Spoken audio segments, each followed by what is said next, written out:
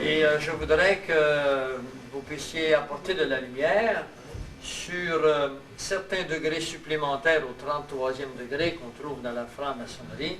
Où se trouvent ces degrés supplémentaires et selon votre avis, pourquoi existe-t-il à ce niveau-là? Bon.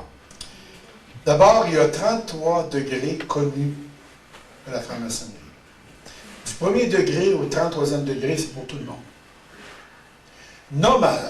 Automatiquement, les francs-maçons nous enseignent qu'ils sont là pour lutter contre l'Église catholique de Rome. Mais la franc-maçonnerie a été créée par l'Église. À partir du 34e degré, vous avez déjà des prêtres. Il y a des pasteurs aussi qui sont là-dedans. Des surintendants aux États-Unis. Vous avez des rabbins. Vous avez des prêtres. On avait deux sikhs. Vous avez des musulmans. Vous avez des hindous. Vous avez même des bouddhistes qui sont là-dedans. Alors, plus que vous montez dans les chambres hautes, plus que le nombre est réduit, mais plus que les personnes sont importantes. Vous avez des représentants du système bancaire.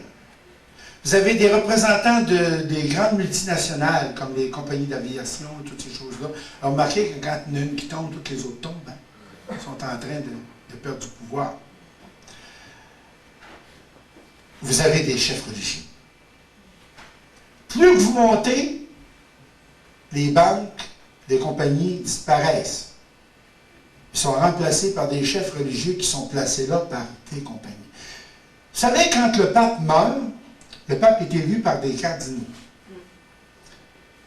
Qui fait l'élection du pape? C'est pas les cardinaux, c'est des chefs d'État. Les chefs d'État téléphonent à leur cardinal qui sont là, je veux que tu votes pour un tel. Une chose que vous ne savez pas, c'est que pour être pape, vous n'êtes pas obligé d'être prêtre. Hein?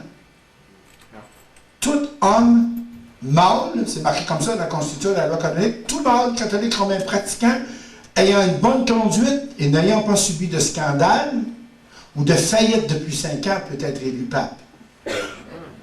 Même vous, Frère Gilbert, on pourrait vous suggérer la prochaine fois. Vous auriez le pape à Alma. Je ne sais pas si ça va être une bénédiction, mais en tout cas.